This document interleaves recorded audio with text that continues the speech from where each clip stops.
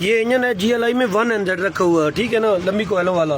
तो इसमें प्लग जो है ना लंबी चूड़ी वाले लगते हैं, जैसे 1KR विड्थ में नहीं लगते। तो ये 1KR के पहले इंजेक्टर डाले हुए थे, इसमें 15.5 से 16 किलोमीटर एवरेज कर रही थी गाड़ी। तो अब जो है ना मैंने इंजेक्टर डाले हैं विड्थ 1000 सीसी वाले। ये इंजेक्टर है, ये कलर है विड्थ 1000 सीसी वाले इंजेक्टरों का।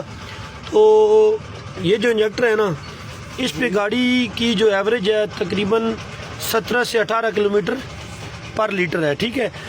इसमें जो सेटिंग की है मैंने, ये जो ऑक्सीजन सेंसर है ना इसका जेन्युइन कंप्यूटर के साथ, जो एक तो प्रोग्रामिंग वाले कंप्यूटर आए हुए हैं ना, जो डाटा डलता है और ऑक्सीजन सेंसर कट ऑफ हो जाता है, ठीक है ना। ये ऑक्सीजन सेंसर ओरिजिनल 52380 लगाया है। जो एयर सेंसर है इसमें ये ओरिजिनल B वाला, ठीक है। और 2N10 वाला जो है ना इसका ACM है ओरिजिनल, ठीक है। इस पे ये गाड़ी इन इंजेक्टरों में भी एवरेज ठीक थी, लेकिन जो ये लगाया है ना 18 किलोमीटर तक एवरेज कर रहे हैं, ठीक है। आपने करना ये है कि गाड़ी का जो VVTI सेंसर है ना, इसको एक्चुएशन टेस्ट से ऑन ऑफ कराना है। तो ये अगर ऑन ऑफ हो रहा है तो ये वर्किंग पूरी कर रही है, ठीक है ना, ये VVTI। उसके बाद ये B वाला सेंसर लगाना है, यहाँ एयर सेंसर जो है इसका।